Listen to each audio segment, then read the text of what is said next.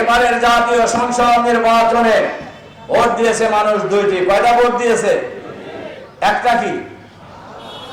একটা হলো জাতীয় সংসদের ভোট, আর একটা ভোট কি দিয়েছে? গণভোট। গণভোট কত পার্সেন্ট লোক হার পক্ষে দিয়েছে?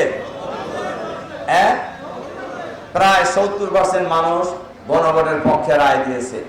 এই সরকার পার্লামেন্টের সংখ্যাগরিষ্ঠতার জোরে, গায়ের জোরে, বিরোধী দলের আপত্তি থাকার পরেও তারা এই গণভোটের রায় বাতিল করে দিয়েছে। আমরা ধিক্কার জানাই আজকে তাদেরকে। যারা গণভোট মানে না তারা কি জুলাই বিপ্লবকে মানে? যারা গণভোট মানে না তারা কি জুলাই বিপ্লবকে স্বীকার করে?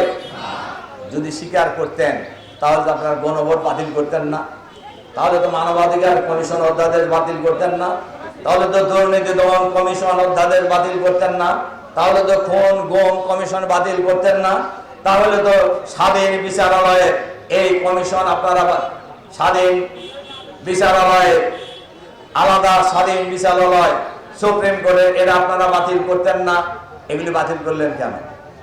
এগুলো বাতিলের অর্থ হইল সব কিছু দলীয়করণ করলেন। দলীয়করণ করা হইতেছে না?